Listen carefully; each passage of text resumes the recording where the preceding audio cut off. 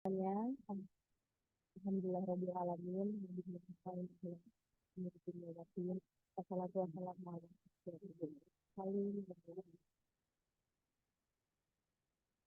selamat pagi, Bapak Ibu, teman-teman, Kakak adik teman-teman sekalian.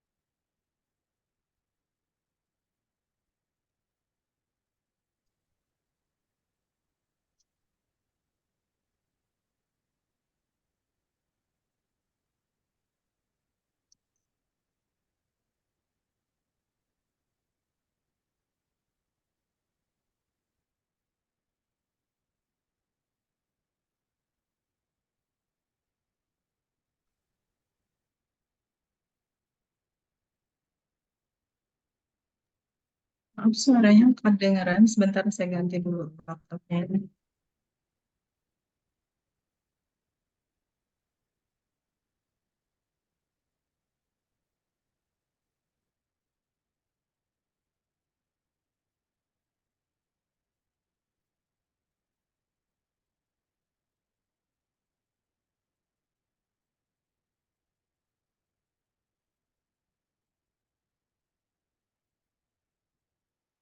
Halo?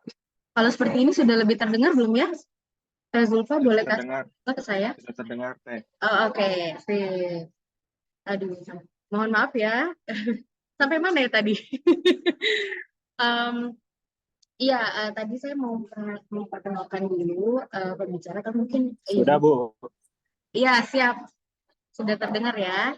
Eh, Tadi saya mau memperkenalkan dulu Ibu Nina, tapi tampaknya sedang eh, menjoining ulang karena ada kendala audio device. Dan mungkin sambil menunggu Ibu Nina kembali, eh, saya ingin memperkenalkan profil singkat tentang Yayasan Begitu sendiri ya sebelum itu. Um, Sama punten tolong panitia kalau sudah Bu Nina sudah masuk kembali, tolong saya dikasih. Terima kasih. Nah, sebelumnya mungkin saya ingin perkenalkan dulu tentang Yayasan ID. Mungkin sebagian dari kita ada yang sudah tahu atau ada yang belum tahu tentang YB itu sendiri. Uh, jadi ini luar biasa ya yayasannya menurut saya. Saya juga sedang diperkenalkan kembali dengan Yayasan Aplikasi Indonesia ini sebagai sebuah NGO, organisasi non-profit dan non-pemerintahan yang didirikan oleh para ahli bidang edukasi dan pendidikan Indonesia yang berfokus pada program dan kegiatan aksi sosial dari berbagai aspek kepentingan pendidikan. Dan dengan harapan visi satu bumi dapat menciptakan kehidupan masyarakat dan menolong untuk menjadikan yang layak bagi masyarakat. Ini luar biasa sekali ya. Dan kegiatan-kegiatan ini yang sudah diselenggarakan dilaksanakan sampai hari ini ada mulai dari kampanye lingkungan dan pendidikan, kemudian aksi sosial dan juga berbagai kerjasama dan partnership dengan berbagai lembaga. Dan mungkin untuk teman-teman yang belum follow YB, supaya lebih update tentang kegiatan-kegiatan kece lainnya dari YB, bisa langsung aja follow Instagramnya di @YB_Foundation. Nah, kemudian selanjutnya sambil menunggu Ibu Tani bisa dikonfirmasi Bu Yeni sudah masuk belum? Oh, sudah. Oke. Nah, Bu Nina, selamat datang kembali, Bu. Selamat pagi, selamat siang. Eh, sudah hadir ya bersama kita di Zoom meeting pada pagi hari ini. Di psikolog kita, Bu Nina Ratna Maulisa, SPSI, MPSI. Eh, selamat pagi, Bu Nina. Halo, Assalamualaikum. Bisa terdengar suara saya? Waalaikumsalam warahmatullahi wabarakatuh. Alhamdulillah sekarang suaranya sudah terdengar. Tadi nggak terdengar, Sudah. jadi saya wah ini harus ganti. Kenapa Ibu sudah terdengar aman? Mantap. Oke, oke. Loud and clear. Terima kasih. Ibu Nina ini, izin Ibu saya perkenalkan secara singkat Ibu ya profilnya. Ibu Nina adalah seorang psikolog praktisi. Saat ini berprofesi sebagai asesor, konselor, dan terapis yang juga sudah banyak sekali pengalamannya. Izin Ibu nanti profil lengkapnya bisa saya bacakan juga di sini ya. Dengan latar belakang pendidikan dari Fakultas Psikologi Universitas Padjadjaran itu dan Magister Psikologi di Universitas Padjadjaran Bandung dengan spesialisasi di psikologi pendidikan. Dan spesialisasi khususnya yaitu di tes, konsultasi, terapi, dan pelatihan. Saat ini Ibu juga menjadi penanggung jawab di Biro Psikologi Inspira Bandung dan juga sebagai terapis, konsultan, psikolog remaja juga untuk profesi dan rencana karir, psikolog di bidang konseling ITB, jadi sebagai asesor. Ya, saya itu salam kenal, saya Nabila, juga kebetulan pernah menjadi customer konseling ITB. Jadi mudah-mudahan saya bisa belajar banyak juga dari Ibu hari ini. Dan mungkin untuk mempersingkat waktu ya Bu, kita mau foto bersama dulu Bu sebelum dimulai, izin. Jadi teman-teman, ayo kita on cam dulu, kita foto bersama. Panitia minta tolong dibantu ya untuk foto-fotonya.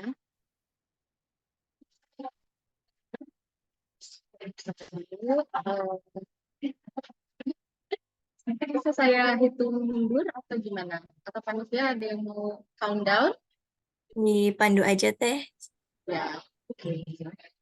Ya, kalau gitu kita bersambung ya. Mulai 1, 2, 3. Lagi ya, 1, 2, 3.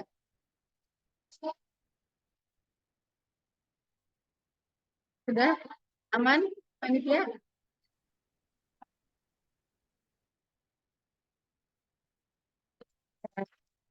Terima kasih. Enggak, Ibu Dana yang saya hormati, kita bisa langsung masuk ke materinya. Saya juga sudah tidak sabar. Ibu harus pakai materinya buat saya. Enggak ya? Kita buat sama ya. Karena relatable sekali, jujur. Ini manajemen memang aplikasiannya di segala umur ya, saya rasa ini khusus sekali materi ini. Dan biasa Ibu Nina sudah bersedia menyatakan untuk aspek produknya, insya Allah hari ini. Enggak, Ibu Nina mau berdebat. Baik, terima kasih Teh Nabila. Alhamdulillah bisa ketemu lagi di sini ya. Alhamdulillah. Baik, Assalamualaikum warahmatullahi wabarakatuh. Alhamdulillah, kita panjatkan puji syukur kehadirat Allah Subhanahu wa Ta'ala karena pada hari ini kita dalam keadaan sehat, walafiat, mudah-mudahan sehat lahir batin semuanya ya. Bisa bertemu, berjumpa di sini untuk saling sharing gitu ya. Mungkin karena saya juga harus banyak belajar dari teman-teman semua ya, kita sharing aja. Alhamdulillah, terima kasih atas kesempatan yang diberikan pada saya untuk sharing ya. Kebetulan mungkin kalau dari usia saya mungkin lebih tua aja gitu. Kalau dari pengalaman mungkin semua juga memiliki pengalaman kehidupan yang menempa emosinya, sehingga di sini saya dapat judulnya manajemen emosi sebagai kunci sukses belajar sepanjang hidup ya, di mana kita bisa belajar dari berbagai peristiwa yang kita lalui dalam kehidupan untuk menjadikan kita lebih matang lagi. Kalau dalam psikologi itu tujuan dari kehidupan tuh akhirnya tuh adalah tercapainya kebijaksanaan, wisdom ya. Kalau di dalam Islam kan akhirnya tuh hai jiwa yang tenang gitu ya. Jadi mencapai ketenangan jiwa. Gitu. Baik, saya izin untuk share screen terlebih dahulu ya. Boleh itu eh, diizinkan untuk share screen mungkin?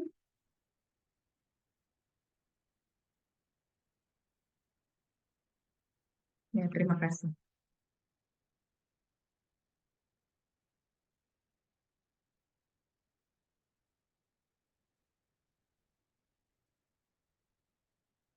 Ya, sudah terlihat.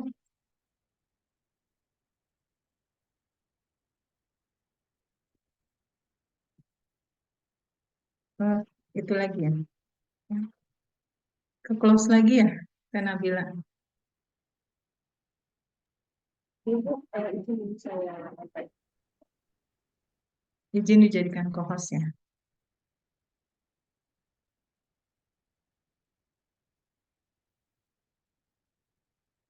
Insya Allah ya, libur-libur semuanya pada semangat menuntut ilmu ya.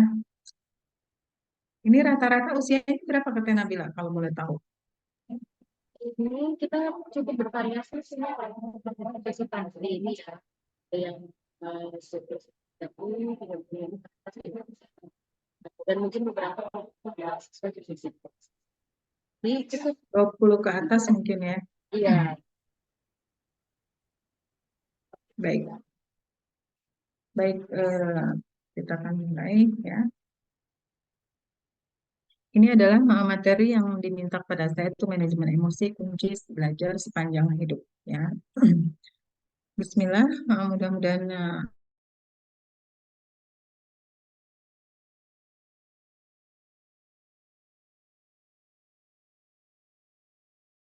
bisa bermanfaat buat kita semua.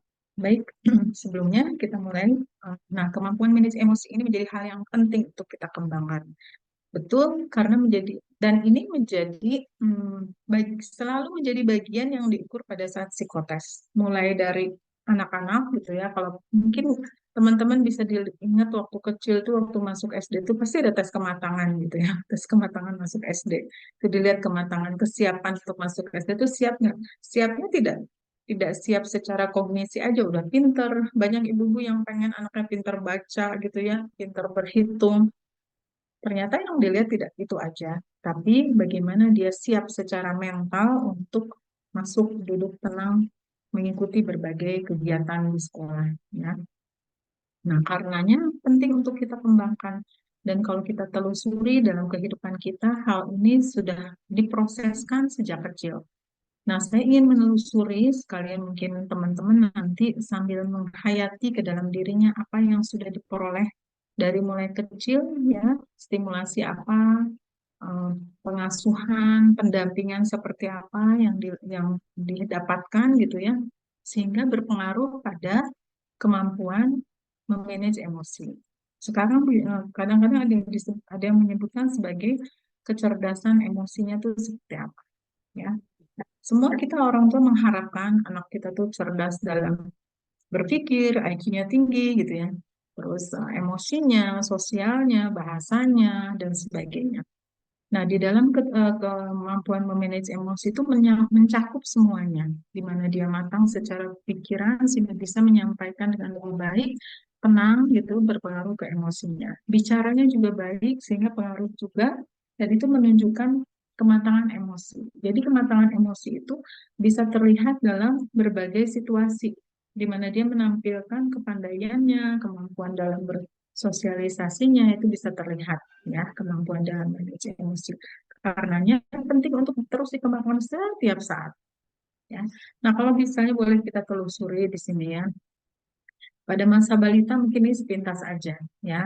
Di sini mereka tuh sudah mulai mengerti ketika seorang terluka dan dengan gayanya yang kekanak-kanak itu mungkin mencoba untuk menghibur. Mungkin kita ingat waktu kecil ya, ketika kita orang tua kita sedih, kita coba untuk menghibur dan mama cup-cup misalnya seperti itu ya. Menunjukkan minat yang lebih kuat untuk berteman dan bermain dalam hal tertentu gitu ya. Udah mulai ada kecenderungan senang main dari 2-3 tahun sudah mulai ya. Kemudian mandiri dan tegas. nggak mau, kalau nggak mau tuh bilangnya jelas gitu ya. Suka memberi dan menerima kasih sayang. Ya, kalau misalnya kita cium dulu, misalnya seperti itu ya. Kemudian sudah bisa memuji diri sendiri dan membanggakan diri sendiri. Mungkin kita bisa telusuri seperti inikah, apa namanya, masa kecil kita. Seingat mungkin kita ingat tuh di masa kecil kita tuh seperti apa. Ya, ini sambil menelusuri aja ya, simpel apa singkat gitu ya. Kemudian sekitar ketika sesudah itu balita masuk ke dunia sekolah, ya. Nah, di sini kadang-kadang apa, ciri khasnya adalah mulai bertengkar tapi juga cepat baikan, ya. Kemudian suka komen terhadap temannya, apalagi sekarang apa anak-anak tuh gampang sekali untuk menyampaikan apapun yang dia pikirkan, ya. Mungkin karena apa era globalisasi di mana medsos semuanya memberi contoh kadang-kadang apa langsung gitu ya, lugas ya, tidak tedeng aling gitu deh pengaruh ya.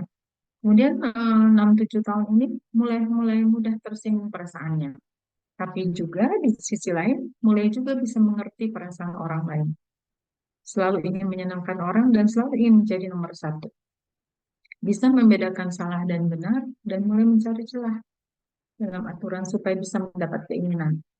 Tumbuh kesadaran akan pandangan orang lain terhadap dirinya dan mulai memahami rasa malu. Dan di sini pendampingan orang tua ketika anak mulai masuk sekolah, tentunya kan anak mengalami apa ya, ketegangan gitu ya, perlu beradaptasi di awal gitu ya. Nah, bagaimana orang tua membesarkan hatinya, kemudian memberikan nilai-nilai, bagaimana nanti berteman pada apa, menjaga sikap dengan teman, kemudian mungkin ada dalil-dalil sejak SD tuh gitu ya. Misalnya kul horen aulia smooth, bicara yang baik atau diam. Nah, ini peran orang tua bagaimana memahamkan kepada anak, kemudian memberi kesempatan pada anak untuk menerapkan apa yang diketahuinya itu menjadi penting.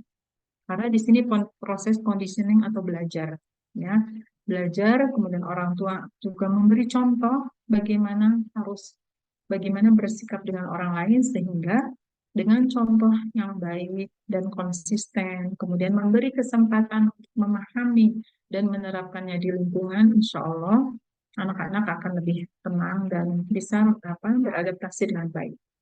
Ya, oke. Kemudian di usia 7 sampai 9 tahun, ya kita ingat-ingat ini mungkin sekitar kelas 3, kelas 4 gitu ya. Mulai suka menjadi bagian dari suatu kelompok, ya. Mungkin kalau di sini ada orang tua, nanti jangan kaget kalau kita udah menjadi nggak hal yang penting gitu buat anak. Mereka lebih senang main sama teman-temannya. Karenanya di 5 tahun pertama kehidupan usahakan kita all out, ya. Baik lahir, batin, pikiran semuanya curahkan untuk anak. Karena di 5 tahun pertama tadi itu adalah masa apa, pembentukan dasar kepribadian. Walaupun di setiap periode kita tetap menjadi pendamping bagi mereka, ya, supaya berbagai fitrah jadi berkembang gitu ya. Nah, di sini mulai suka menjadi bagian dari suatu kelompok, suka main, bisa membedakan fakta, fiksi, dan fantasi. Kalau dulu kan mereka suka ngomong sendiri dan sebagainya, sekarang sudah lebih jelas. Ya, kemudian menunjukkan perubahan emosi ekstrim tapi cepat kembali, gitu. Marah cepat balik lagi gitu. Nah, kadang-kadang orang tua di sini di sekolah itu suka ikut campur, kalau anaknya berantem orang tuanya ikut campur gitu. Padahal anak mah udah baik kan, orang tuanya masih mendem gitu ya. Kadang-kadang begitu gitu. Karenanya kita kasih kepercayaan pada anak untuk bisa hadapi permasalahan. Hanya setiap pulang sekolah, tanyakan kepada anak. Biasanya kan orang tua cenderungnya menanyakan tadi bisa apa, belajar apa, bisa enggak gitu ya. Nah, sekarang kalau pulang sekolah, tanyanya perasaannya. Gimana tadi kamu perasaannya di sekolah? Ini untuk mengantisipasi kemungkinan mereka dibully, kemudian dapat emosi negatif dari teman gitu, sehingga bisa langsung diatasi. Ya, jadi ditanya perasaannya sedih, marah, gimana sama teman-teman gitu, supaya tetap aman dari sisi emosinya gitu. Kemudian semakin menyadari pandangan orang lain tentang dirinya, terlebih udah mulai berteman, kadang-kadang apa teman tuh kan ngomong, ah kamu mah dasar malas, misalnya seperti itu gitu ya. Kalau kita orang tua secara tidak sadar ngomong ketika anaknya susah bangun, kamu gimana sih susah bangun, ibu mah capek dan sebagainya. Anak-anak mulai menyadari hal itu. Karenanya sebagai orang tua kita perlu menseleksi atau menyampaikan kata-kata yang baik untuk anak. Ya, karena kita tahu ya kata-kata orang tua itu adalah doa.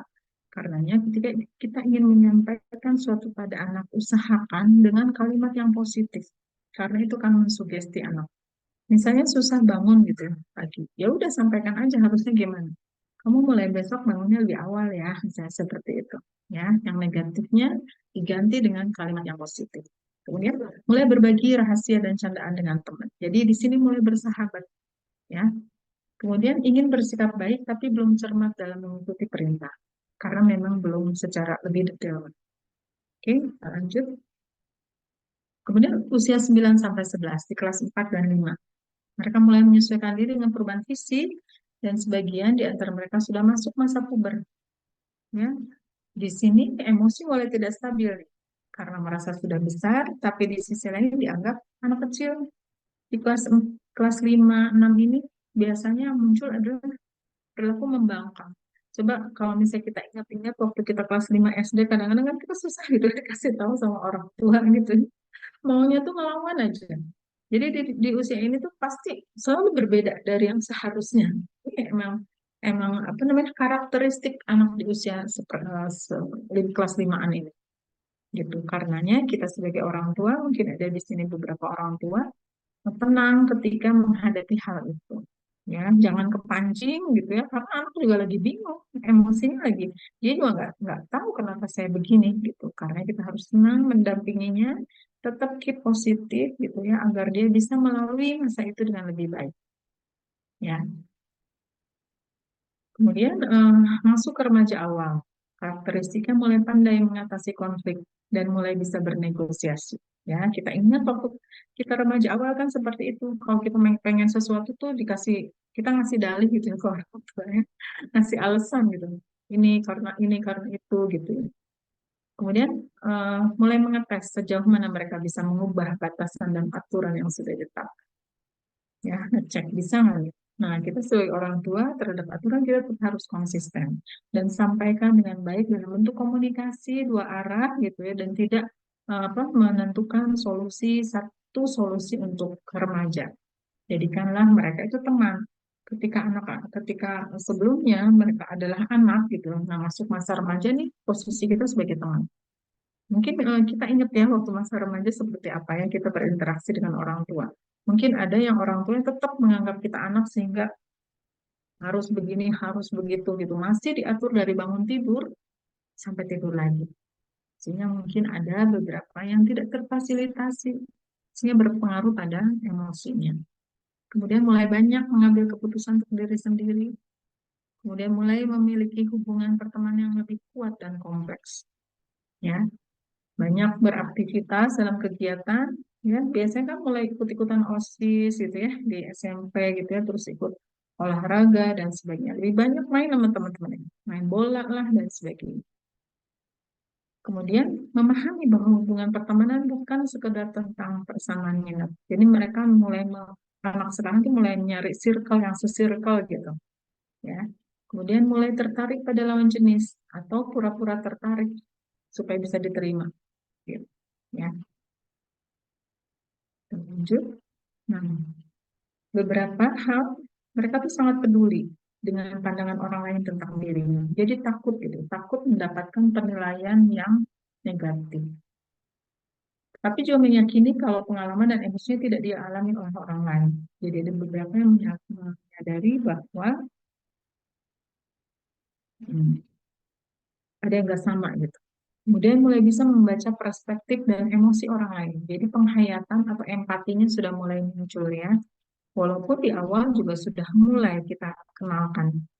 Ya, coba misalnya untuk memperhatikan orang lain. Dari kanak-kanak kita sudah biasa mengajak anak misalnya untuk berbagi. Kasih dong temennya, misalnya gitu. Oh, mama sedih, misalnya seperti itu ya. Ya, kemudian mampu menentukan sudut pandang dalam melihat suatu masalah. ya, kemudian mulai bisa mengendalikan reaksinya terhadap suatu hal, dan mulai bisa menempatkan diri dalam berbagai situasi dan lingkungan yang berbeda. Penempatan diri ini menjadi suatu hal yang penting ya, bagaimana kita bersikap sesuai dengan tuntutan lingkungan. Dan ini memang sebetulnya sejak awal orang tua kita tuh sudah menanamkan. Ya, bagaimana kita bersikap, mungkin orang tua suka membawa kita ke saudara atau apa, salam dulu misalnya ya. Ngobrol, jawab kalau ditanya. Ada anak-anak yang suka mager gitu, yang nggak mau dibawa jalan apa silaturahmi ke sana sini tuh, sehingga dia kadang-kadang tidak berkembang. Baru kemarin saya konseling dengan remaja, tuh mereka ada yang satu remaja yang memang saya panggil, kebetulan saya melakukan psikotes untuk kelas 10 di suatu SMA gitu, saya panggil yang urgent-urgent gitu ya. Jadi ada yang memang kaku gitu untuk bergaul, dan dia sensitif sekali. Ketika ada orang lain mendekat dia ketakutan gitu ya. Jadi dia kaku gitu. Dan temannya apa jadi takut bergaulnya gitu sama dia. Nah, sebetulnya sudah difasilitasi oleh orang tuanya gitu ya. Kalau diajak, yuk kita ke rumah tante ini ke sini gitu ya. Sebetulnya itu kan sarana untuk melatih kita bagaimana kita bisa menempatkan diri dan bergaul dengan orang lain.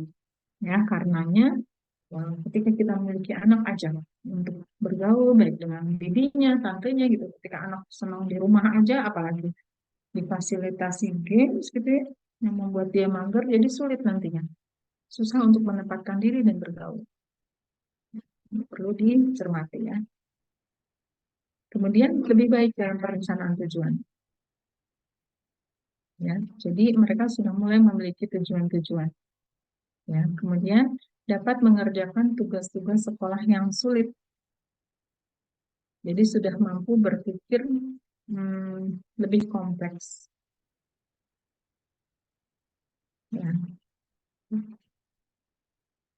Ya, kemudian bisa berperilaku dengan cara yang sesuai dengan norma sosial, mulai menyesuaikan diri dengan tuntutan sosial, kemudian memikirkan perilaku sendiri terhadap orang lain, ya, kemudian menjadi lebih mandiri, karena anak-anak ini memang hmm, ada kebutuhan gitu, kebutuhan untuk mandiri. Nah, di sini orang tua perlu mengantisipasi dengan memberi kesempatan sedini mungkin anak untuk mandiri. Ya, terkait dengan kemandirian ini akan membangun berbagai atau akan meningkatkan, mengembangkan berbagai aspek perkembangan dalam kehidupan seseorang. Ketika anak sejak kecilnya diberi kesempatan untuk mandiri, maka hampir semua aspek perkembangan akan berkembang, ya, kemampuan bicara, kemampuan emosi, kemampuan apa namanya kognitif, karena dia akan terasah, problem solvingnya terasah, dia terpaksa harus berbicara, dia dibiarkan untuk problem solving gitu ya. Nah, hati-hati orang tua yang selalu maunya itu menolong gitu, sehingga kesempatan untuk mandirinya jadi terbatas, ya. Anak dianggap sebagai yang harus selalu dibantu dan tidak punya kemampuan. Ya, karenanya sedini mungkin kita beri kesempatan, misalnya pada anak umur 1 tahun bisa diberi perintah, satu dua perintah, tolong ambilin apa sendok, dikasih ke aku ya, misalnya seperti itu. Ya, dan itu membuat dia senang dan semangat. Anak yang dibiasakan mandiri biasanya memiliki need of achievement yang tinggi, punya keinginan berprestasi yang tinggi, dan dia biasanya lebih tanggap terhadap situasi gitu. Ya. Kemudian anak-anak memiliki beragam perasaan selayaknya orang dewasa. Setiap anak juga memiliki karakteristik yang khas dan khusus yang dapat membedakan mereka dengan teman seusia. Ya, setiap anak memang memiliki karakteristik yang khusus, yang spesial. Ya, namun ia tetap harus menyesuaikan diri dan belajar berperilaku sesuai dengan tuntutan sosial. Ketika ada permasalahan, mereka akan belajar bagaimana kira-kira solusi yang diterima oleh lingkungan. Nah, ketika solusinya ditentukan oleh orang tua gitu ya, orang tua yang ngatur terus, jadi kesempatan dia untuk berpikir, untuk berkreativitas jadi terbatas. Ya. Nah, beberapa manajemen emosi anak. Ya. Yang pertama, ajarkan dia mengenali emosi atau perasaan dalam diri. Namakan namanya. Misalnya dia jatuh, sakit ya, gitu. Sementara itu biasanya orang tua tuh udah cup cup cup cup, atau zaman dulu mah gitu, oh, kodoknya loncat misalnya seperti itu. Kalau ada yang jatuh, biarkan dia merasakan, oh itu perih namanya, misalnya seperti itu. Sakit, atau ada geluduk tuh, dia lari itu, kenapa ada geluduk? Kencang suaranya, takut ya, gitu misalnya seperti itu. Ya, ajarkan dia mengenali emosi atau perasaan orang lain. Ya, ketika kita sedih atau ketika kita marah, ya katakan bahwa ibu marah ketika apa, gitu. Supaya ia memahami, oh kalau begitu tuh ibu marah, kalau berperilaku begini maka ibu marah. Ya, kemudian hadir dan dengarkan perasaan anak. Ini yang kadang-kadang di era seperti ini orang tua sibuk gitu ya, sibuk dengan pekerjaan dan sebagainya gitu ya. Sehingga kesempatan untuk mendengarkan jadi berkurang. Padahal itu adalah timingnya gitu, timingnya tepat gitu. Ketika saat itu kita ada di sebelah anak, ya. Kalau misalnya anak udah, kalau sudah berlalu peristiwa itu udah kepentingannya jadi berkurang gitu, ya. Karenanya, alhamdulillah ketika kita bisa membersamai anak minimal 5 tahun pertama kehidupan, ya, karena itu dasar kepribadian. Ya, kemudian ya hadir dan mendengarkan perasaan anak, kemudian menanggapi dengan tepat akan apa yang menjadi kebutuhan anak. Kadang-kadang orang tua, apalagi yang bekerja misalnya gitu, karena rasa guilty feeling apapun diberikan gitu. Padahal itu nggak butuh. Ya. Kemudian tidak bereaksi negatif saat anak rewel atau marah. Nah, jadi ketika anak rewel atau marah, kita biarkan mereka untuk menumpahkan sejenak gitu ya rasa rewel, kemudian kita baru handle. Ya, kemudian menjadi role model, menunjukkan emosi positif dan ketertarikan saat bermain dengan anak. Jadi ketika berinteraksi bermain dengan anak, tunjukkan kita tuh punya antusiasme gitu dalam bermain. Jangan kita misalnya cuek atau bahkan kita sibuk sendiri dengan HP dan sebagainya atau dengan pekerjaan kita.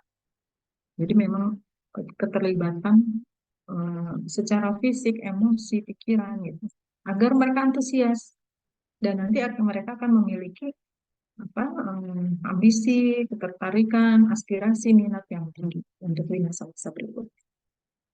Ya, ajarkan anak untuk mengenali teknik-teknik relaksasi. Ya.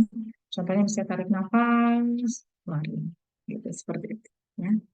Nah sekarang kita masuk ke dewasa awal. Dewasa awal itu masa remaja lah ya. Remaja kurang lebih 17 tahunan ya. Tadi di masa remaja, remaja awal itu yaitu ketika SMP, masuk SMP sampai SMA. Ya, di masa remaja itu juga banyak gejolak yang dirasakan oleh anak ya. Kita mulai pubertas ya, tuh bagaimana kita mendampingi, memberikan pemahaman, memberikan pengetahuan gitu, dan memberikan kesempatan untuk eksplor. Karena dari sisi perkembangan karir itu berada dalam masa eksplorasi. Jadi mereka perlu memiliki pengetahuan dan belajar untuk bisa mengatasi permasalahan-permasalahan yang dihadapi. Nah, kalau sudah masuk dewasa awal, terjadi pemantapan dan kestabilan dalam emosi sebagai hasil belajar dan pengalaman yang telah dilalui.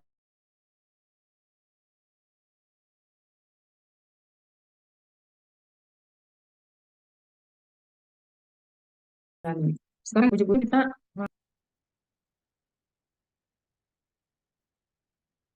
ya. Nah, usia dewasa awal sudah. Usia dewasa awal telah memiliki kemampuan menghadapi rangsangan yang makin rumit dan semakin mampu mengendalikan emosinya. Rangsangan yang menimbulkan emosi direspon dengan perilaku yang sesuai dengan nilai-nilai luhur yang dihormati. Ya, baik. Selain itu, usia dewasa awal ini semakin diplomatis dan mampu pura-pura menutupi perasaannya. Ya, sudah mulai menahan gitu ya. Kalau ditanya kamu sedih ya, enggak apa-apa kok, gitu. Bisa seperti itu. Enggak ada apa-apa gitu. Ya, kemudian sangat mungkin mereka bersikap tersenyum memuji, namun ada rasa benci gitu. Jadi dalam berinteraksi itu kayak yang baik-baik aja gitu berteman itu ya. Ada di hatinya tuh gak suka gitu. Kemudian mereka semakin mampu berdrama dengan topeng kepribadian yang sedang mencari bentuknya. Jadi memang masih proses pencarian identitas diri. Kemudian emosi orang dewasa bedanya dengan anak-anak gitu ya. Kalau anak-anak tuh kan cepat baikan gitu ya, cepat sembuh gitu. Nah kalau pada orang dewasa itu berlangsung lebih lama dan berakhirnya lama gitu. Ya, cenderungnya ke arah dendam jadinya ya. Kemudian tidak terlihat kuat atau hebat. Ya. Lebih mendalam dan lama. Sangat jarang terjadi, sulit diketahui karena memang pandai menyembunyikan. Jadi nggak kelihatan gitu, kayak yang tenang-tenang aja. Karenanya masa emosinya disebut masa ketegangan emosi, tension. Jadi soal seseorang pada masa ini menghadapi berbagai masalah emosi dalam kehidupannya. Kenapa? Karena tuntutan terhadap perannya udah mulai meningkat gitu, udah mulai banyak. Belum lagi di usia ini kan pada kuliah, bekerja gitu ya. Tuntutannya kamu harus begini, harus begitu, udah tahu-tahu jelek aja harus sudah jadi gitu. Jadi orang gitu ya, yang dianggap bisa menyelesaikan segala sesuatu sendiri. Gitu. Nah ini menimbulkan ketegangan emosi dalam diri. Nah, akibatnya ada di antara mereka tidak berhasil dalam melewatinya sehingga menimbulkan ketegangan emosi bagi yang bersangkutan. Ya. Dan ini tergantung sejauh mana orang tersebut dalam menghadapi masalah, bisa nggak menghandle masalah, menyikapinya itu seperti apa. Ya.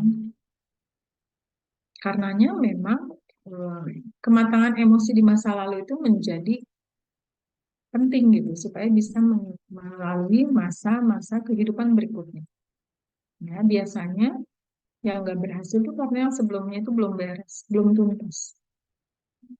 Ya. Kemudian usia dewasa awal jarang memperoleh bantuan dalam menghadapi dan memecahkan masalah. Kenapa? Karena mereka enggak gitu, nggak mau minta nasihat. Mungkin ketika mereka butuh orang tua nggak ada, ya. Atau karena merasa udah dewasa, gengsi gitu. Sebaliknya orang tua juga jadi ragu untuk ngasih pertolongan dengan alasan biasanya anak muda menolak dan menentang saran orang tua dan biasanya dianggap telah kuno gitu. Ide-idenya atau saran-sarannya itu nggak up to date gitu. Jadi males seperti itu. Ya. Nah, di usia 20 sampai 30 pada umumnya kekhawatiran itu muncul dari hubungan sosialnya dengan teman, keluarga, dan masyarakat. Memang banyak kasus-kasus yang terjadi itu di konseling ya. Biasanya masalahnya nggak cuma ternyata itu bukan dalam hal pertemanan, tapi biasanya masalah itu muncul dalam pertemanan karena di keluarga ini belum kokoh gitu. Ada yang dari kecil orang tuanya tuh nggak pernah ngobrol, ayah dan ibunya tuh nggak pernah ngobrol gitu. Bahkan kalau ayah mau ngobrol sama ibu lewat anaknya gitu, ibu ngomong sama ayah lewat anaknya. Mending kalau anaknya leluasa, kan anak kan remaja kan apalagi sudah kuliah, udah penuh tugas-tugasnya, sehingga akhirnya menimbulkan distrak. Jadi kesel lagi belajar, tolong bilangin sama bapak kamu gini-gini nih, ya. Jadi kan kesel, lama-lama emosinya numpuk, gitu. Mau marah ke ayah ibunya ditahan karena norma, nggak boleh marah, gitu. Dan tidak dibiasakan untuk bicara, tidak dilatih untuk menyampaikan. Sehingga akhirnya ketika harus gitu ya mengerjakan TA misalnya gitu ya Nabila ya, kan susah karena kan harus berinteraksi dengan dosen pembimbing, dosen wali juga gitu, dengan teman-teman. Jadi susah gitu, seperti itu ya. Jadi ternyata masalah yang muncul itu tidak semata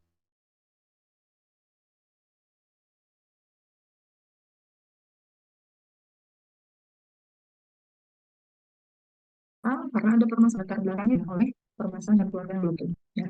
Kekhawatiran yang berhubungan dengan pekerjaan dan keuangan juga dirasakan oleh remaja dewasa, oleh dewasa awal di usia 30-an ya. Di remaja awal yang usia 20 sampai 30 juga ada masalah keuangan.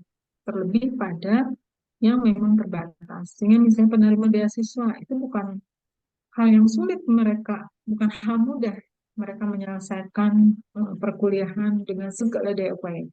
Di satu sisi mereka struggle ya, karena mereka berusaha dengan kreativitas dan kreativitasnya dan kemampuan yang ada di dalam dirinya bagaimana caranya supaya bisa menghandle masalah keuangan tanpa merepotkan orang tua. Ini luar biasa ya. Ke sana kemari ngebimbel dan sebagainya gitu. Walaupun capek nantinya ketika harusnya belajar jadi capek gitu. Ini juga dirasakan di awal usia 30 tahunan ya, karena di sini mereka tuh udah dianggap udah mandiri. Dan mereka juga malu kan minta ke orang tua. Di sini terjadi puncak pergumulan di persoalan ekonomi dalam rumah tangga. Dan hal ini bisa teratasi dengan tenang ketika mereka memiliki basic ya, basic agama yang kokoh gitu ya. Karena yang penting itu kan berusaha keras. Ya, hasilnya Allah yang menentukan. Ya. Mereka akan tetap konsisten, berusaha, fokus gitu ya. Dan mendekatkan diri pada Allah gitu ya. Sehingga bisa terlampaui dengan baik. Kemudian kekhawatiran yang berhubungan dengan penampilan pribadi. Nah, ini mulai dirasakan umumnya pada tahun pertengahan 27 ke 35. Karena di sini kan sudah mulai mapan dari sisi ekonomi gitu ya. Kemudian seorang juga banyak menghadapi permasalahan di dalam hubungan dengan pasangan, ya, ketemu dengan teman dan sebagainya gitu ya. Sehingga merasa penampilan itu sebagai suatu hal yang penting gitu. Kemudian di usia 35 sampai akhir masa dewasa awal, kekhawatiran itu berpusat pada masalah kesehatan, keamanan, stabilitas kerja. Ya, karena di usia segini biasanya udah mulai banyak tuh kebutuhan anaknya gitu ya, kuliah dan sebagainya gitu ya. Sehingga orang tua itu cenderung fokus untuk bekerja. Dan akhirnya perhatian pada anaknya gitu yang sudah masuk masa remaja, mungkin anaknya menjadi terpecahkan. Menjadi kurang teratasi gitu ya. Di satu sisi dia fokus pada karir, di sisi lain karena kesibukannya kurang memfasilitasi remaja yang membutuhkan perhatian. Dan ini menimbulkan kesulitan dalam pernikahan gitu, dalam hubungan keluarga. Akhirnya rentan malah berantem dengan pasangan dan sebagainya. Karenanya usahakan ada pertemuan rutin dalam keluarga itu untuk relaksasi ya. Kenapa akhirnya yang dulu misalnya bawa piknik ya. Piknik itu sebagai kebutuhan tersier, sekarang mah ternyata bisa jadi primer gitu. Kenapa? Karena padatnya kesibukan setiap hari dan rutinitas kesibukan itu yang luar biasa. Sehingga piknik walaupun suatu hal yang sederhana, jalan bareng, ngitari kompleks, makan bareng gitu ya, itu menjadi suatu hal yang penting untuk relaksasi sehingga emosi jadi lebih terkendali. Ya.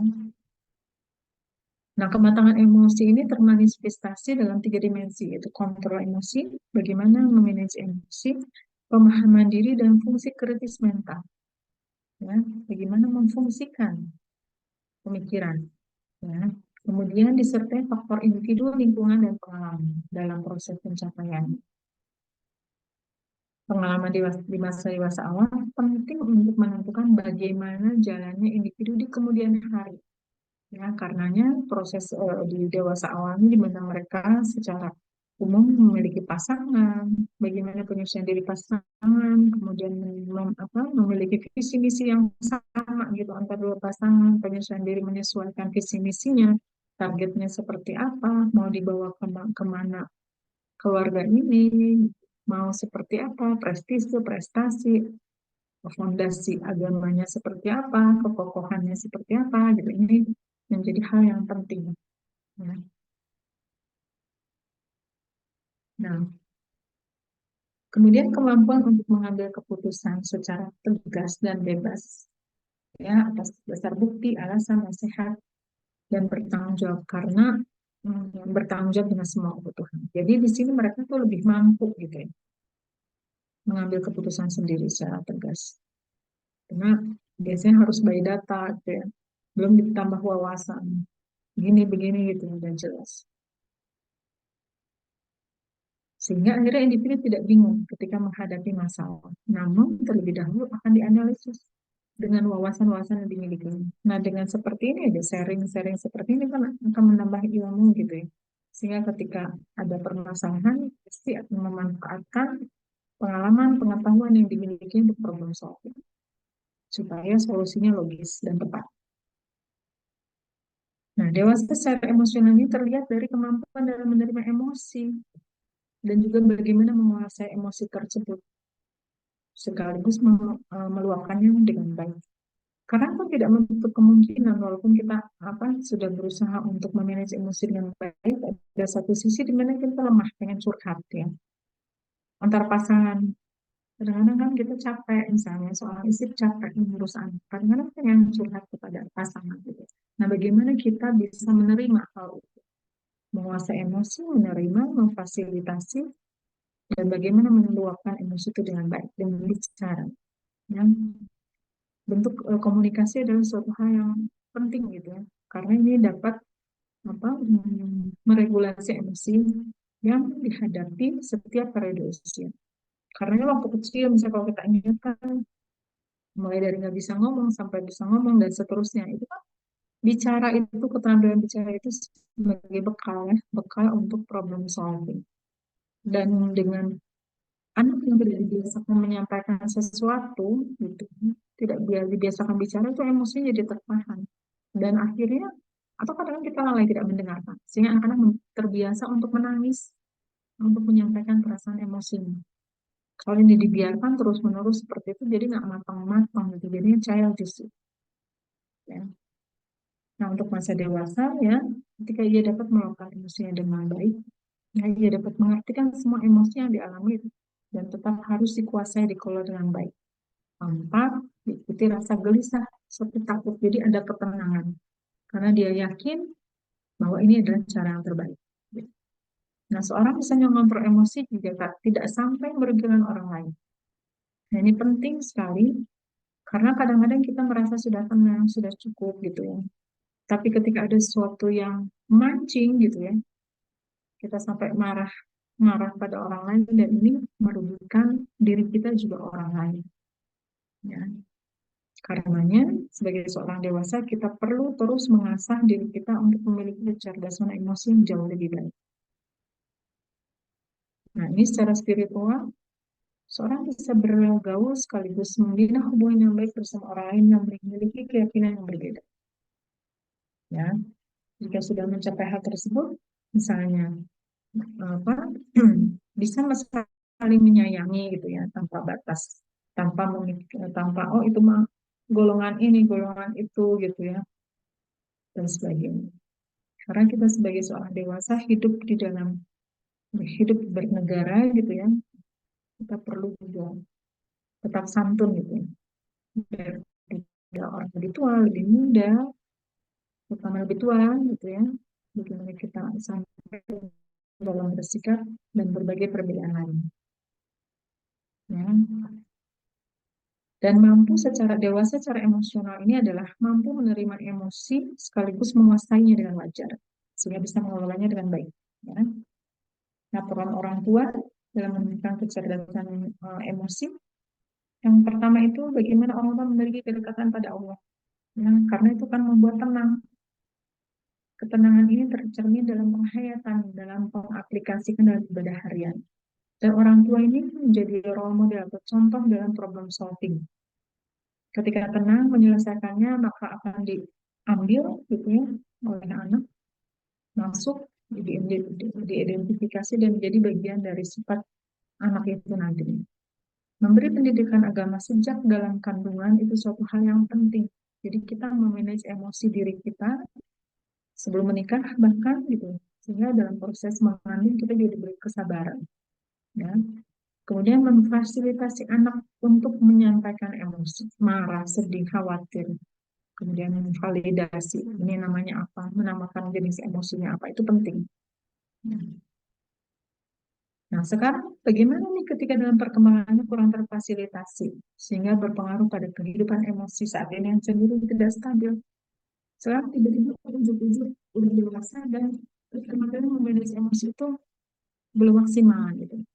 Sebenarnya kan kita bisa ngomong kurang maksimal, kurang bagus, ya. Tapi kita katakan masih perlu ditingkatkan. Yang pertama, yang menjadi hal yang utama adalah perbaiki hubungan dengan Allah. Dialog rutin dengan penghayatan agar hati lebih terasah. Jadi kepekaannya akan terasah gitu ya. Kita juga jadi lebih tenang, lega gitu. Jadi bebaskan emosi negatif itu dengan curhat pada Allah. Ada sih beberapa terapi yang biasa dilakukan dalam secara psikologis itu yang bisa kita ikuti sebagai yang umum gitu ya, bukan psikolog gitu, non psikolog. Contohnya misalnya butterfly hug, kemudian go forgiveness, dan ada terapi emosi yang namanya SET, yang spiritual emotional freedom technique. Ya, ini untuk mengatasi ketika kita merasa sebagai orang tua, aduh kayaknya aku masih nggak stabil nih, kadang-kadang terpancing nih, misalnya seperti itu. Atau sebagai teman, kok aku gampang bete, misalnya. Nah ini, perbaiki hubungan kita, karena ini paling penting. Kemudian curhat. Ya. Nah sekarang saya mau coba memberikan butterfly hug itu seperti apa gitu ya. Ini buat kalau aja. Supaya ada manfaatnya gitu. Jadi nggak cuma materi, tapi keterampilan untuk mengatasi emosi yang cenderung tidak stabil ya. Nah, butterfly itu seperti ini. Ya. Ini praktis ya. Jadi silangkan kedua lengan di dada, ya, ujung jemari di pundak seperti ini. Kemudian atur nafas dan tepuk-tepuk pundak dengan tangan kiri berganti. Dan kita bisa ngomong apapun gitu ya.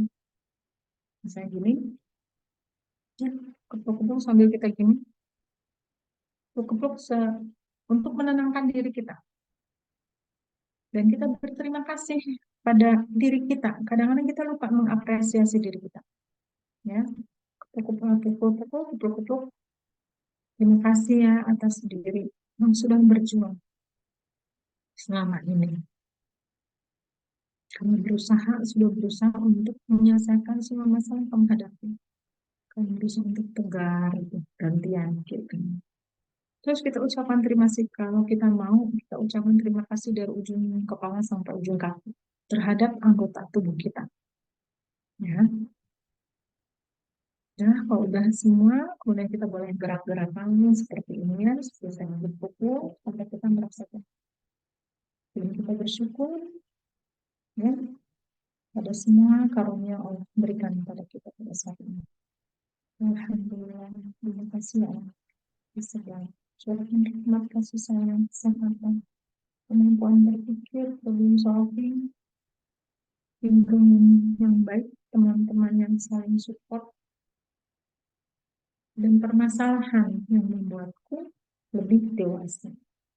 Ya, terhadap masalah apapun, terima kasih. Karena itu menjadi jalan kita untuk menjadi lebih dewasa.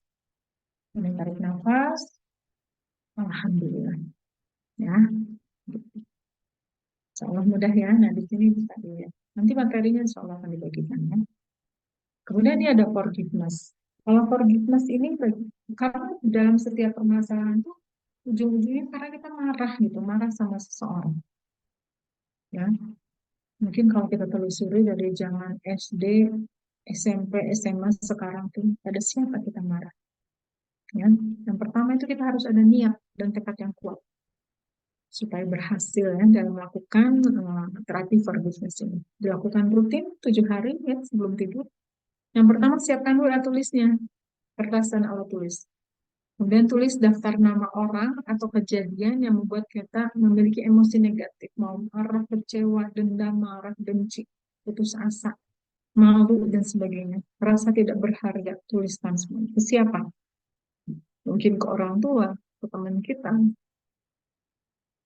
Saya tuh masih ingat banget waktu umur 5 tahun gitu ya, saya main sama kakak saya dan temannya gitu ya. Main boneka-bonekaan gitu, main ke rumahnya. Ya anak kecil, tapi kan kita nggak tahu, belum paham ya, saat ini main aja. Terus tiba-tiba temennya yang punya boneka ya tetangga juga bilang, udah kamu mah nggak usah ikut main, pergi aja. Dan gitu, waduh sakit hatinya dulu. Terus saya sampai sekarang tuh masih ingat. Terus saya pergi dari rumah itu sambil nangis, lari. Alhamdulillah mama saya ada waktu itu. Jadi nanya, kenapa nah? Katanya, itu nggak boleh main boneka. Coba kalau mama saya nggak ada. Jadi tidak terfasilitasi emosi. Curhatnya tuh tidak terfasilitasi. Diam aja kali bengong mama kemana gitu, nggak ada tempat curhat. Ya akhirnya mama waktu itu ya mama bilang, ya udah main di sini aja sama mama gitu. Ya udah, tapi dia masih ingat sampai sekarang. Ya, atau pada teman yang udah menyakiti kita, apa, memfitnah dan sebagainya. Kita tuliskan. ambil 3 maksimal dulu yang paling berat gitu ya. Misalnya kepada ayah, ibu, adik, kakak, teman gitu, tulis ya pada siapa. Kemudian dari dari hal yang sudah dituliskan itu dituliskan skala di skala gitu. Itu ada di berapa? Ya, skalanya ada di berapa? 0 sampai 10 tuh tulis berapa? Misalnya ke mama, marah ke mama 10, kesel dendam ke teman 8, sedih karena apa ke siapa tuh 7.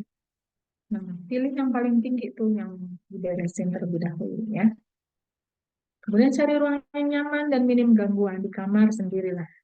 Kalau misalnya ada orang lalu lalang, tulis di depan kamarnya, jangan diganggu dulu gitu misalnya. Kalau bisa dilakukan di sofa ya, pinggir kasur.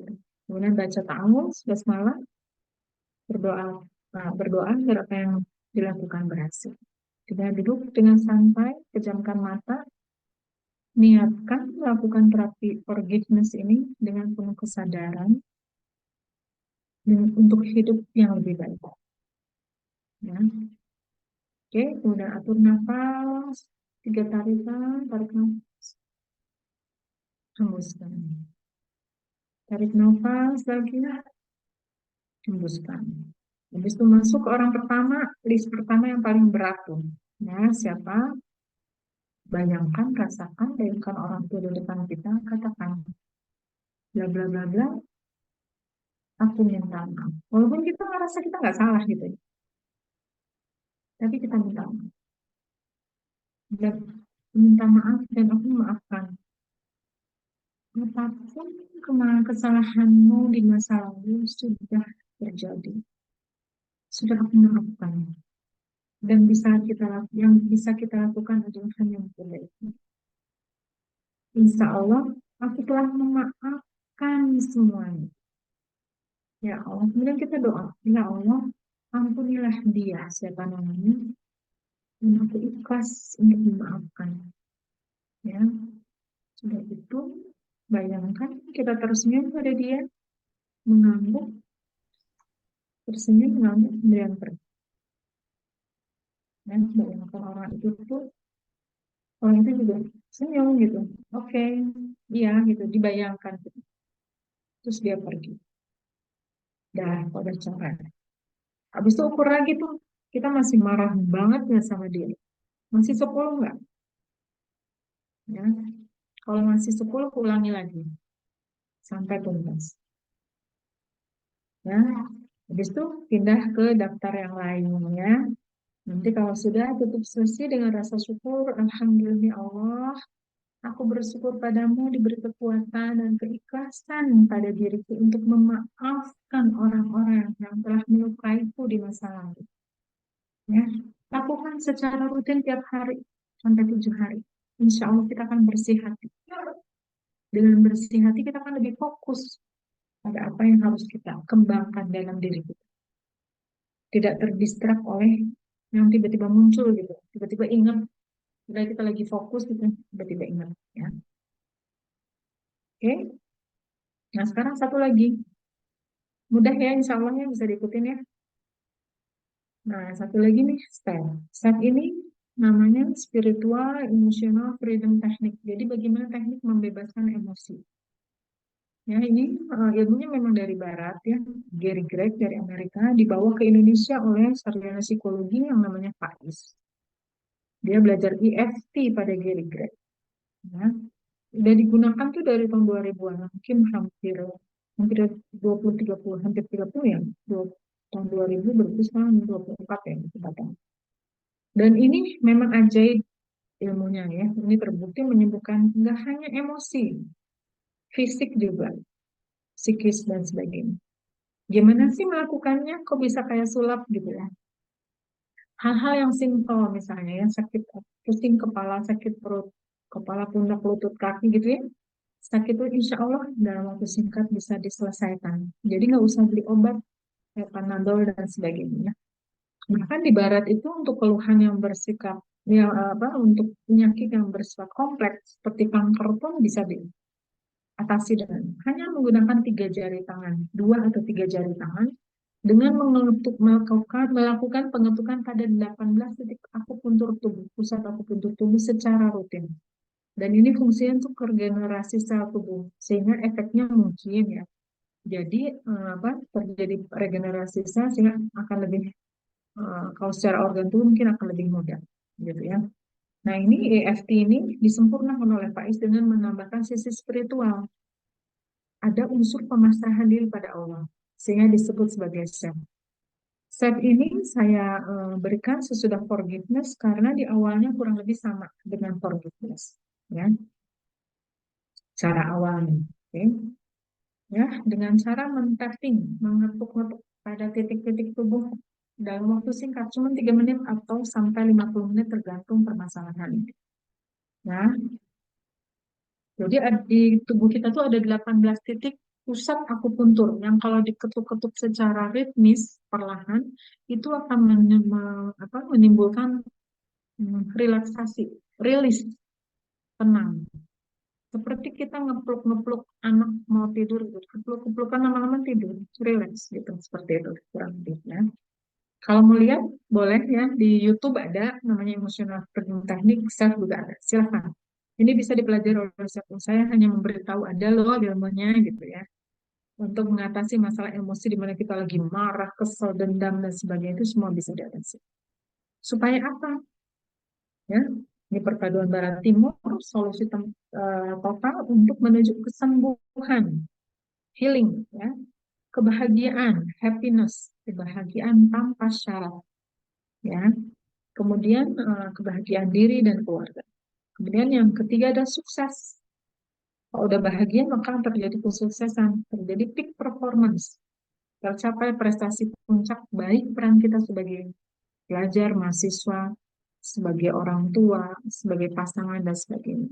Dan mendapatkan yang keempat adalah greatness, ya, kemuliaan hidup, memberi manfaat pada sebanyak-banyak orang. Bayangkan sekarang isu mental kesehatan mental itu sedang lagi genting ya. Ketika kita mampu membantu orang itu sangat bermanfaat dan dibutuhkan. Ya, jadi 4 tujuannya itu healing, mengobati luka batin. Kalau udah rilis, maka akan muncul happiness, happy, bahagia. Dan kalau udah happy, ngerjain apa-apa akan efektif. Kerjaan 2 minggu bisa terus selesai dalam 3 hari. 3 hari bisa selesai dalam sehari. 3 jam bisa 15 menit seperti itu. Jadi ada efektivitas, sehingga akan terjadi peak performance. Kalau udah peak performance, maka suka pengen itu nolongin orang, ya, sehingga bisa membantu dan greatness yang memberi manfaat. Tujuannya itu membangun masyarakat yang mencintai Allah, ya, loving God, membantu orang lain. 7 dimensi diri yaitu spiritual, emosional, fisik, finansial, estetika, kecerdasan, komunikasi. Ya, kalau misalnya sudah happiness, maka akan terjadi kesuksesan finansial juga. Karena semuanya udah dicerahkan sama Allah. Ya kita tinggal fokus pada tugas-tugas kita sehingga itu akan narik rezeki. Kenapa? Karena ketika kita sukses mengerjakan dengan maksimal, kita kan kepake sama orang gitu loh. Kepake sama orang dipanggil terus. Ya. Dan kita jadi nggak berpikir mana yang katakanlah profit, ada yang sifatnya ini, semua itu rezeki dari Allah. Ya. Jadi tenang gitu. Ya, healingnya apa? Masalah fisik, emosi, diri sendiri, untuk orang lain, masalah ringan maupun berat, orang yang mau atau tidak mau, ya, dewasa maupun anak, langsung maupun jarak jauh. Ya, misalnya kita pengen healing orang tua, ya, atau anak, bisa insya Allah. Nah, sekarang kita belajar yuk, bareng-bareng yuk. Maaf ya ini numpuk ya, 3 terapi saya berikan. Karena saya dapat kesempatan saat ini, ya udah biar sekalian gitu ya, biar manfaatnya ya. Nah, sekarang kita siap-siap dulu. Nomor 1 sebenarnya harus ada air minum, harus minum dulu air putih yang banyak gitu ya untuk terapi ini. Karena mainannya energi tubuh, ya. Sama seperti forgiveness, yang pertama kita niatkan niat tekad gitu ya, kemudian nanti lakukan secara rutin, mandiri selama 7 hari berturut-turut. Tapi bukan sebelum tidur, setiap saat ngerasa ada masalah. Boleh 5 kali sehari, boleh kapanpun. Begitu ada masalah, lakukan. Jadi berturut-turut sebelum tidurnya ini di delete ya. boleh kapan aja. Kemudian siapkan kertas dan alat tulis sama seperti forgiveness, tulis daftar nama, emosinya apa, kecewa. Ini saya coba menuliskan beberapa emosi ya, ada kecewa, marah, sedih, takut, malu, benci, putus asa, kesal, dendam. Mungkin ada yang lain lagi. Coba kira-kira ada nggak emosi itu dalam diri kita, maupun yang mau kecil ataupun besar. Kemudian tuliskan kepada siapa. Kemudian dibikin skornya ya, levelnya berapa. Saya marah, ini mungkin pasti lebih dari 3 orang, nggak apa-apa. Ya, kalau di set nggak apa-apa. Nah, kamu buka HP deh, kayaknya kamu juga sudah. Nah, ini caranya, 3 caranya. Yang pertama setup, kedua tune in, ketiga tapping. Ada catatan, gambar gelas, syaratnya banyak minum dan fokus ya.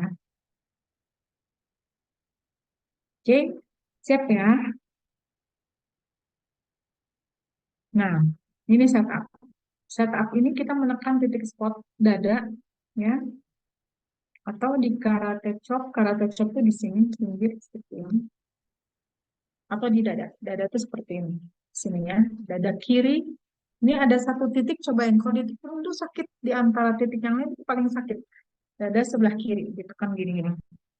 Ya, sambil ucapkan kalimat pemasrahan selama banyak 3 kali. Misalnya kita coba ke keluhan fisik dulu coba ya, karena kan bisa fisik, emosi dan sebagainya ya. Kalau fisik misalnya sakit perut atau pusing, atau ada nggak yang kerasa sekarang? Teman-teman ada yang ngerasa keluhan fisik nggak? Boleh ditulis di kolom chatnya. Kalau ada silahkan, itu yang duluan di atasnya ya. Boleh minum dulu, minum air putih. Kalau ada yang pusing apa, boleh silahkan. Tapi minum dulu ya. Dan kalimat pemasrahannya misalnya sakit perut atau sakit kepala. Kita putar-putar sering dengan jarum jam. Ta'awuz dulu. Bismillahirrahmanirrahim. Misalnya kepala pusing ya. Ya Allah, kepala saya pusing sekali ya Allah. Saya ikhlas menerimanya dan saya pasrahkan pada Allah sepenuhnya. Fokus pikiran kita ke kepala yang pusing atau bagian tubuh yang pusing. Kita ulangi, ya Allah, walaupun kepala saya pusing banget ya Allah, saya ikhlas menerimanya dan saya serahkan pada Allah sepenuhnya. Ya Allah, walaupun kepala saya pusing, saya ikhlas dan saya pasrahkan pada Allah sepenuhnya. Saya ikhlas dan saya pasrahkan pada Allah sepenuhnya. Kita fokus ke kepala yang pusing, kenapa? Supaya energinya mengalir ke kepala. Dan kalau udah fokus, tarik nafas, tahan, keluarkan. Ketika tarik nafas, kita bayangkan sakit kepala kita diambil sama Allah. Terus tahan dulu, tarik nafasnya 4 hitungan, tahan 7 hitungan, keluarkan 8 hitungan. Ya, kita ulang ya, tarik nafas, tahan, keluarkan. Alhamdulillah. Kita tarik nafas lagi, sekali lagi. Tahan, keluarkan. Seperti itu. Maaf ya tadi saya belok ke fisik dulu ya. Sebenarnya yang tadi kita omongin emosi ya. Itu untuk mungkin ada yang tadi pusing jadi berkurang nggak? Silakan tulis di chat, boleh dong, pengen tahu. Untuk membuktikan aja bahwa ini insya Allah bisa cepat terbukti gitu. Oke. Ada yang berkurang nggak nih di belikat, di punggung, ya?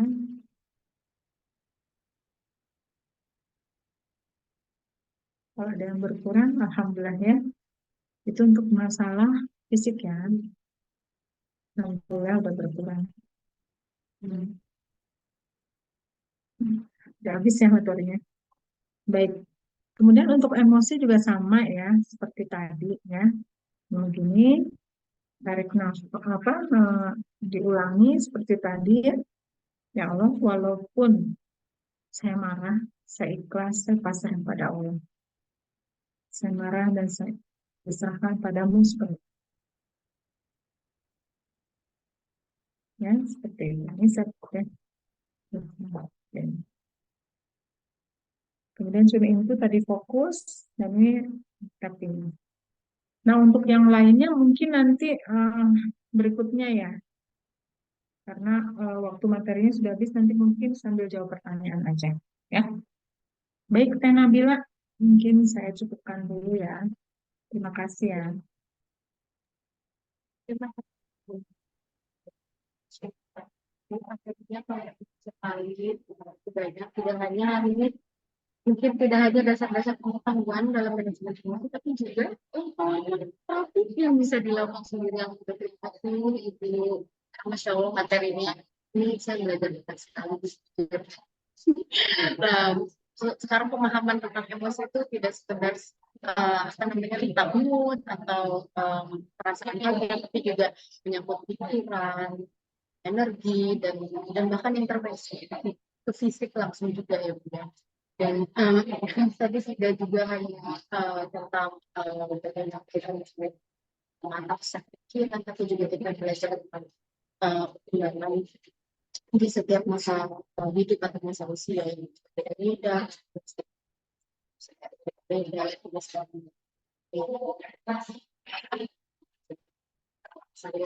awal sampai menjadi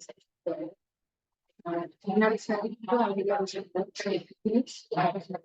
Sekarang kita masuk ke sesi yang paling seru. Kita punya 10 menit untuk diskusi dan pertanyaan. Maka sampai sini sudah ada pakar dan terapisnya. Bisa langsung disampaikan pengalaman, cerita pribadi, atau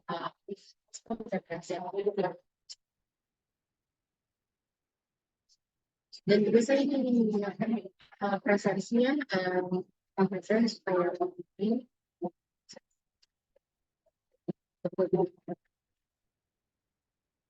jadi kalau ada pertanyaan Anda bisa disampaikan langsung di open mic atau di chat box. Kalau tidak ada pertanyaan, saya masih menunggu teman-teman bertanya. Oh ada. Kalau sudah ada, misalnya ada. Izin bertanya Teh. Ya, enggak. Indra. Nah ini saya memang kalau mengendalikan emosi justru ini agak sulit kalau ke anak ya, gitu. Apalagi kalau anak tantrum gitu. Bahkan anak pun sempat terapi ya di mana tuh? Ya adalah. Tapi udah sembuh alhamdulillah. Jadi ini lumayan ini ya. So, kalau ke rekan kerja mungkin bisa menahan, tapi ke anak nah, ini lumayan mungkin ada ini nggak sedikit solusi gitu mungkin ya Teh ya. Bisa meredam gitu.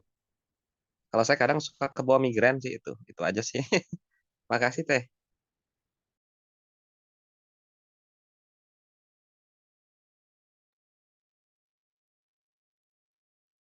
Teh Nabila langsung aja.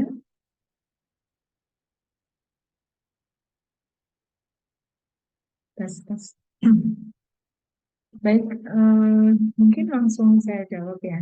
Nah, betul Pak Indra, sifat asli kita adalah ketika kita bersama anak.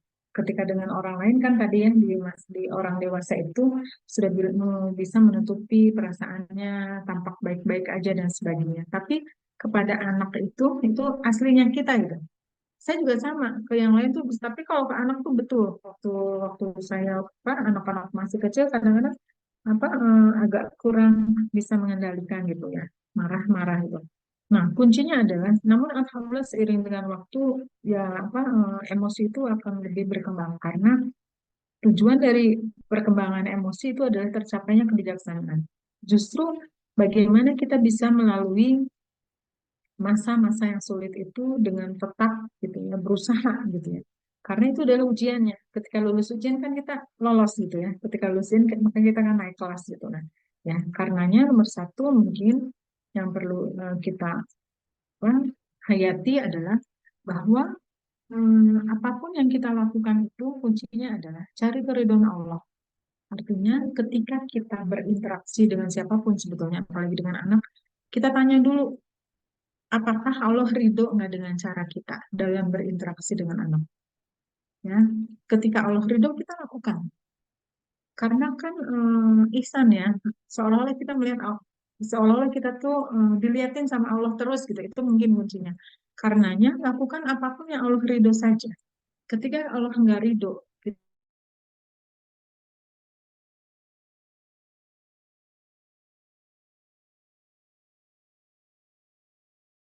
kita misalnya keras, ya udah jangan lakukan, Allah nggak ridho.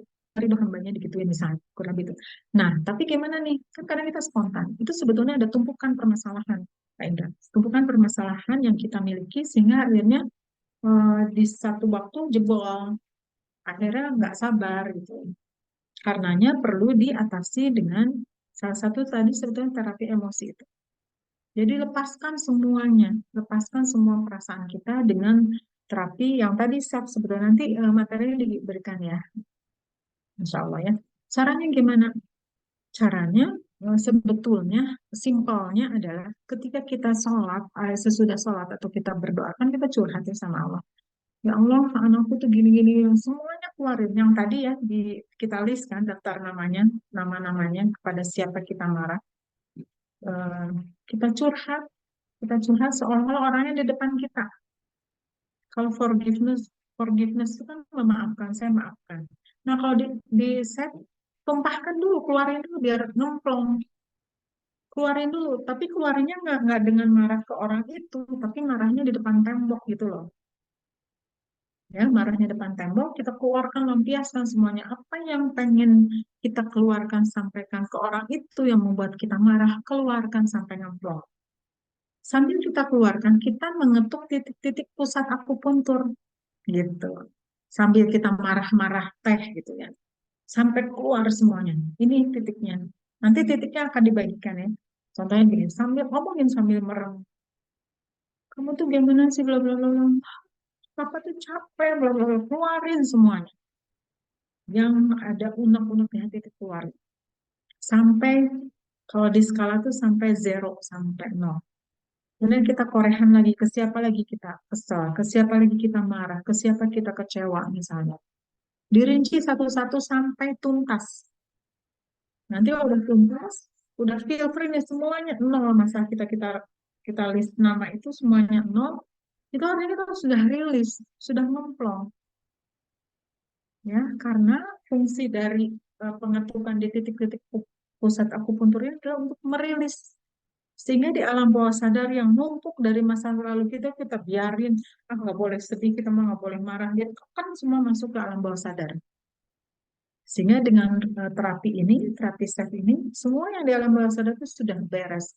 Karena semua sudah diserahkan sama Allah dan kita sudah mengikhlaskan, memaafkan. Gitu. Ya, jadi coba lakukan terapi itu sampai 0. Nanti kalau udah feel free, kita baru happiness, baru bisa happy. Kalau udah happy, kita akan bisa berinteraksi dengan maksimal dengan anak kita, walaupun anak kita ADD misalnya hiperaktif dan sebagainya, dan kita bisa bantu untuk mengatasi masalah ADD dengan terapi gitu ya. Dan bisa membantu, nanti insya Allah materinya diberikan ya Pak Indra, atau boleh lihat di YouTube-nya ada SEF namanya, Spiritual Emotional Freedom Technique ya. Silakan. Terima kasih. Terima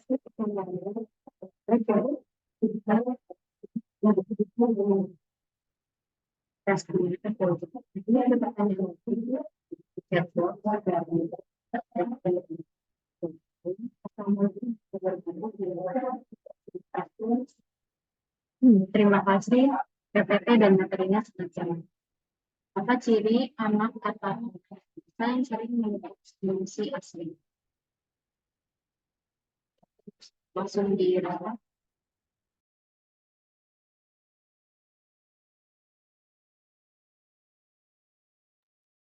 Ya, anak-anak sebetulnya anak-anak mudah ditebak ya. Namun ada juga anak yang pintar gitu ya nutupin isi hatinya gitu ya. Nah kalau untuk anak-anak baiknya kita ajak ngobrol ya, misalnya pulang sekolah atau pulang main, sambil diajak ngobrol kita minta tangannya gitu ya, Mama sambil tunjuk tangannya ya, kita ketuk-ketuk pergelangan tangannya sambil gini-gini. Supaya rilis, ketukan berirama. Sambil dia cerita, sambil kita rilis. Ya, anggap aja kita susah gitu ya untuk menebak perasaannya gitu ya. Namun, insya Allah kita beresin dulu emosi kita, kemudian setiap hari kita ajak dia ngobrol, barangkali dia ada masalah atau sesuatu gitu ya.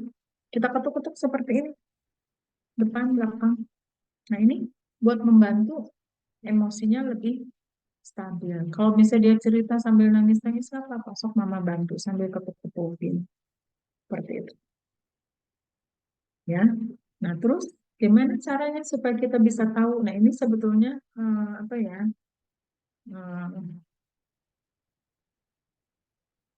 Ya, sebetulnya akhirnya lama-lama karena feeling juga gitu ya, kita tahu orang ini marah sama kita gitu ya, dari ekspresi wajahnya, dari ketika kita ajak dia menolak, misalnya seperti itu gitu ya.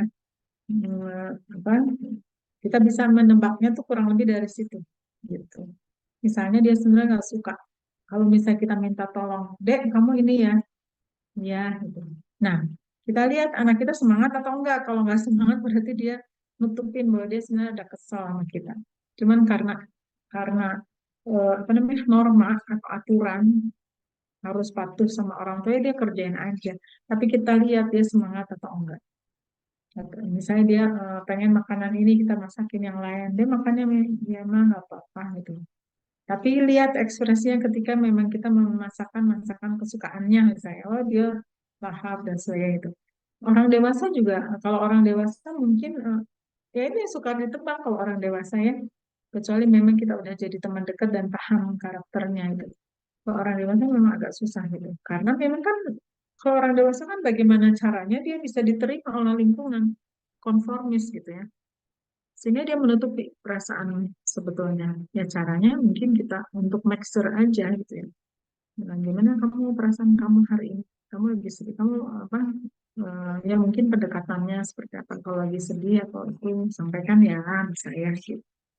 Seperti itu. Emang agak susah kalau orang dewasa pintar bersandiwara gitu. Berarti kalau anaknya mungkin sudah dewasa, relationship antara orang tua dengan anak yang sudah dewasa mungkin komunikasinya jadi lebih asertif ya, sudah tidak bisa insting-instingan lagi gitu, jadi sudah harus jadi lebih direct gitu ya. Iya. Nah, kalau anak yang udah dewasa memang komunikasi nomor yang penting. Jadi kita ajak komunikasi, ya, lagi bete enggak gitu, atau kita apresiasi dulu apa yang dia lakukan gitu. Jadi teknik berkomunikasinya adalah mulai dengan mengapresiasi sesuatu sebanyak 3 kali ya, supaya dia terbuka untuk menerima masukan kita berikutnya. Sebenarnya kita tuh pengen banget ngasih masukan ke si anak kita yang udah dewasa ini, A misalnya ya. Nah, sebelum ngasih masukan, kita apresiasi terus sebanyak 3 hal. Ini tuh pinter banget sih olahraganya, gitu. Atau kamu tuh banyak banget temennya, gaul banget, gitu. Terus apa? 3 hal kita sampaikan. Nah, kalau udah 3 hal kita sampaikan apa yang sebenarnya kita pengen koreksi itu. Itu pun dengan kalimat yang positif, gitu. Misalnya kita pengen dia bangunnya pagi, gitu ya. Ya, terus kita, hai, Ama, ini apa? Kalau diajak ngomong enak, gitu. Nanti besok bangunnya di pagi ya ayah gitu, seperti itu. Jadi itu teknik berkomunikasi dengan siapapun, mau dengan anak, dengan pasangan, dengan bawahan, dengan atasan. Ketika kita akan memberikan saran atau mengkoreksi, sampaikan dulu kelebihan dia apa. Itu batang otak di belakang kepala ini akan terbuka. Namun kalau ketika kita langsung, kamu tuh jangan begini gitu, langsung nutup. Jadi ketika kita mau mengkoreksi itu mental gitu. Anak juga sama.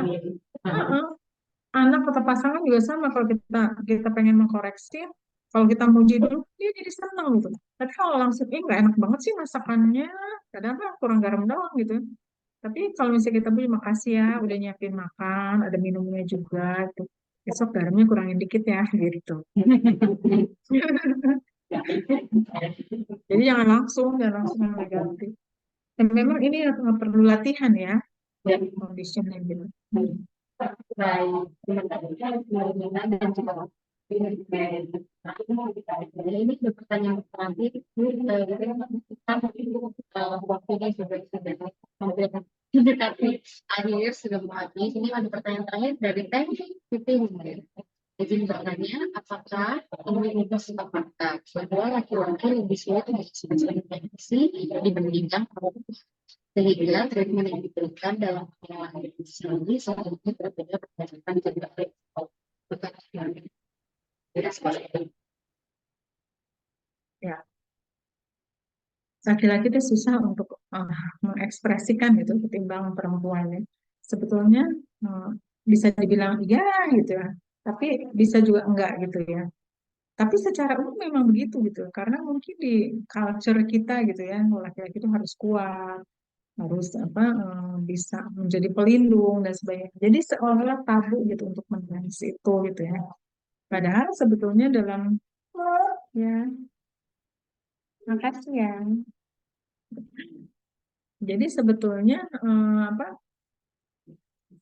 aja sebetulnya sebenarnya dia ingin menyampaikan mengekspresikan emosinya sebetulnya gitu ya. Namun eh,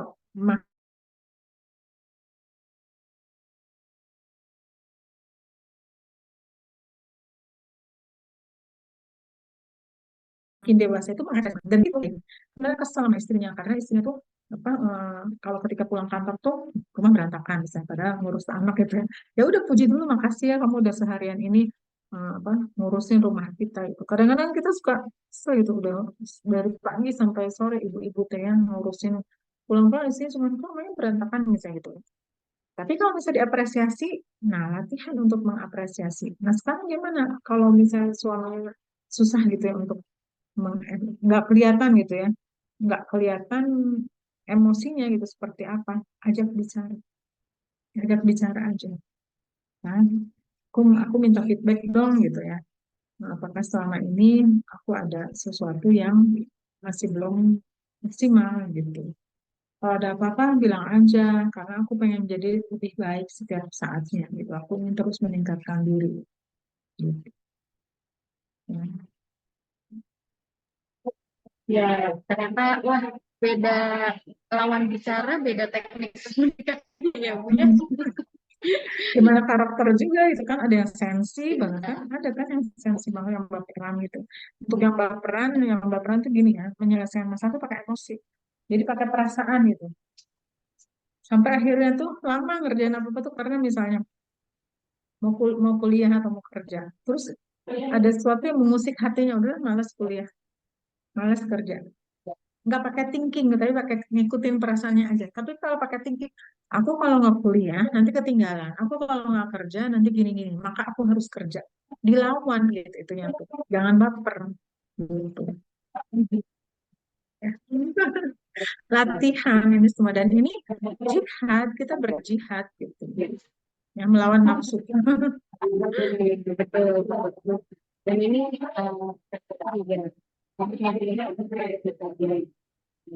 pelajari lebih lanjut lagi. Mungkin kita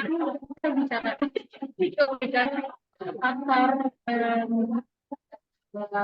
terus karena saya banyak sekali layer yang bisa diangkat dari kita ini ada pertanyaan mudah-mudahan ini yang terakhir ya Bu ya kita berdiskusi di sini dari selama ini mau bertanya pernah ada peneliti yang mengajar untuk mencoba kinesioterapi atau kinesiologi yang sepertinya juga terapi berhubungan dengan jiwa.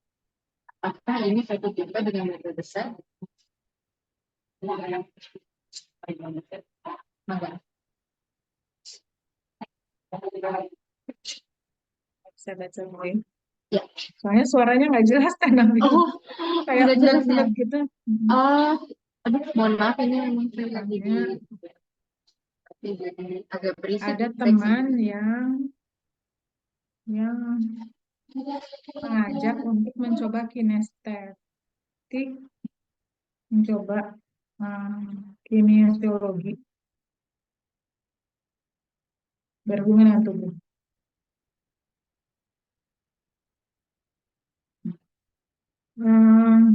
ini untuk masalah konsentrasi atau masalah apa ya? Kinestetiknya, kimios untuk terapi emosi atau apa ya? Kimiosologi, Mungkin terapi kinestetik kinesi, ya Bu ya, semacam terapi kinestetik itu mungkin. keseimbangan tubuh ya? Iya, semacam, ya saya juga kurang tahu ya, dia cabang terapi yang, cuman mungkin berkaitan dengan kinestetik tubuh itu saya nggak, kalau saya pernah tahu kalau tidak salah. Jadi biasanya pada anak ya, kan? Kenapa kenapa bisa gitu? Karena biasanya anak ada gangguan konsentrasi, ya.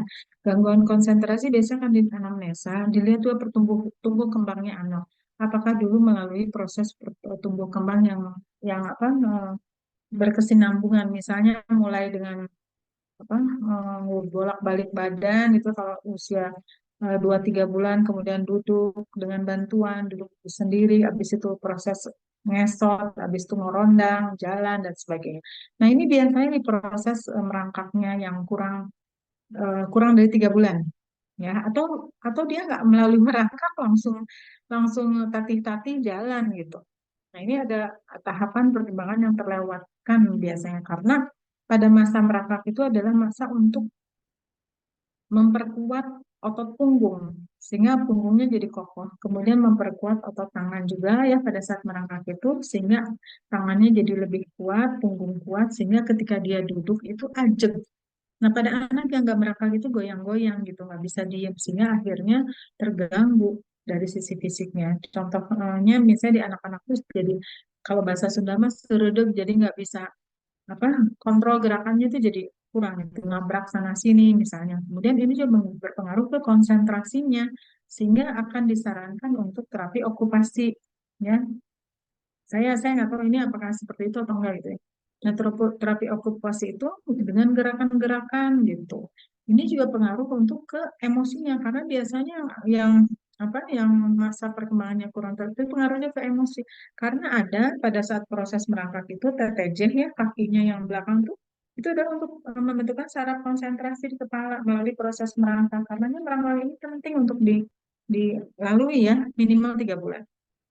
Karena di situ ada proses pembentukan saraf konsentrasi, otot punggung, tangan jadi kuat, siap untuk menulis gitu, seperti itu. Nah, karenanya untuk ada masalah di situ, terapi okupasi itu misalnya terapi jalan untuk keseimbangan ya, jalan di garis lurus itu, kemudian agak tebal papannya gitu ya, itu latihan okupasi seperti itu. Dan itu pengaruh juga ke emosinya untuk perkembangan emosi. Kenapa? Karena ketika jalan itu untuk anak yang keganggu konsentrasi biasanya nggak bisa tuh jalan satu tahap demi satu langkah gitu ya. Itu tuh goyang jatuh gitu loh. Nah ini dia harus menguatkan diri. Aku harus kuat, nggak boleh jatuh. Tahan, mau jatuh dikit, tahan lagi, gitu. Jalan lagi, mau goyang lagi. Nah itu udah kontrol emosi di situ. Sehingga akan terbentuk nanti dari sisi emosinya juga gitu. Ya. Maaf kalau misalnya nggak tepat, saya kurang jelas itunya gitu ya. Iya, Ini kurang lebih seperti itu. cukup jelas Ibu. Berarti mungkin fisioterapi ini lebih ke terapi movement ya Bu ya, tetapi gerakan Iya. yang kaitan dengan kekuatan otot dan sendi gitu ya Bu ya. Lebih ke Dan itu untuk emosi juga gitu. Oh iya. Baik Ibu Nina, terima kasih banyak atas kehadirannya hari ini, atas ilmunya dan manfaatnya. Mudah-mudahan insya Allah kita sebagai profesional apa yang sudah disampaikan dari ada juga mungkin kita sharing pengalaman dari dan pertanyaan dari Ibu. Sebelum kita akhiri ini dari panitia ada titipan untuk penyerahan sertifikat. Nah, sertifikat dari Yayasan Edukasi Bumi Indonesia. Terima kasih sekali lagi. Jazakallah khairan. Terima kasih ya semuanya. Makasih ya. Mohon maaf kalau ada salah-salah kata ya. Semangat semuanya ya. Siap, Ibu. Terima kasih banyak sekali lagi atas ilmunya dan yang sudah bersedia juga berbagi kepada kita pada pagi hari ini. Jadi juga sangat berterima kasih kepada tim edukasi Yayasan Edukasi di Indonesia yang sudah menyelenggarakan yang luar biasa kampanye ini. Insya Allah mudah-mudahan manfaatnya berkelanjutan Ibu, tidak hanya di sini tapi juga lebih dekat. Jadi saya ya sebagai ini mohon maaf atas salah satu yang mungkin terselip dalam penyampaian saya hari ini. Terima kasih sekali lagi atas kehadiran dan kesediaannya teman-teman semua. Yang kita kembali dari Wassalamualaikum warahmatullahi wabarakatuh. Terima kasih. Angkatan Bapak Ibu. Izin live ya, Nabila. Iya, monggo Ibu, saya juga sebentar lagi. Terima kasih.